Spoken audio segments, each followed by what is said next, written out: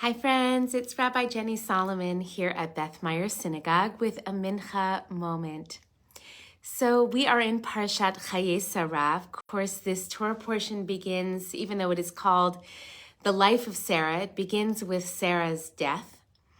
And it ends with Sarah's son, Isaac, actually bringing Rivka, his new love, his wife, Rebecca, into his tent and finding, again, not only love, but comfort in his mother's absence.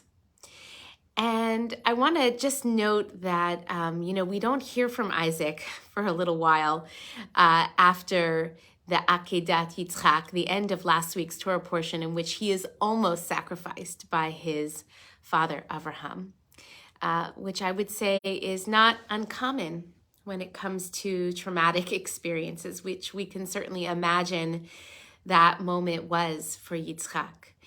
That there is a prolonged silence from Yitzchak, and we might think about that in the context of our own lives. Sometimes things happen to us, and it takes some time before we are ready to talk about them and to find our way back into relationship, as Isaac does ultimately with his wife, Rebecca. But what I did want to touch on is that we find Isaac at a certain point of this week's Torah portion meditating in the field, in the geographic area that includes Be'er Lachai Ro'i.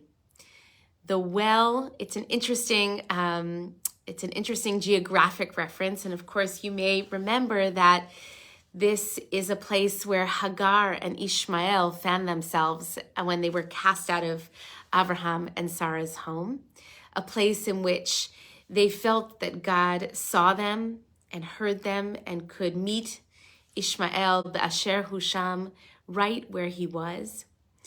That in their moment of feeling exiled and vulnerable and disconnected, that ultimately they felt very seen by God. And so this very same place pops up again here with Isaac. And Be'er means a well, so a place not only that has fresh water, but that ultimately represents kind of nourishment and sustenance. And Lachai, a place of our life, a place where we can experience our aliveness, our being. And then Ro'i, a place in which we feel seen.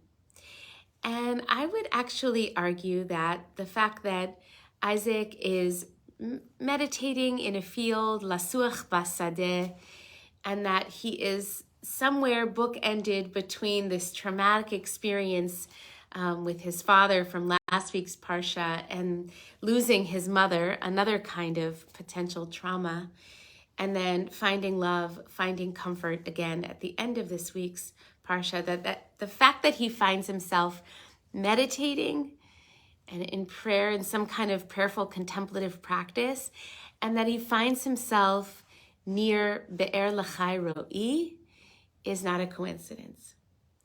And so when I experience challenge and difficulty and even trauma in my life,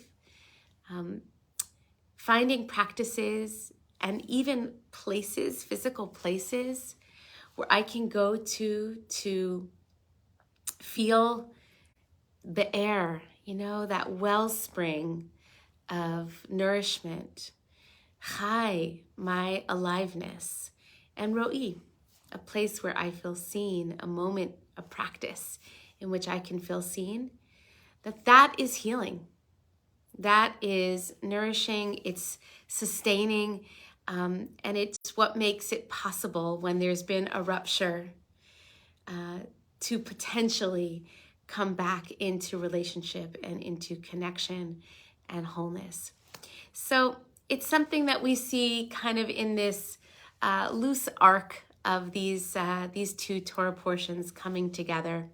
But it's what I notice, and I hope it's helpful and serves as just further inspiration for all of us to continue to set aside the time and the space that we need to find our wells, the wells within, the wells that we actually go to. I ran around Shelley Lake this morning and I was thinking about Shelley Lake as a well. Chai, l'chai, to feel, have practices in place that help us experience our aliveness. And Ro'i, people and communities, and even our own individual practices in which we give ourselves space to feel fully seen. Shalom, peace.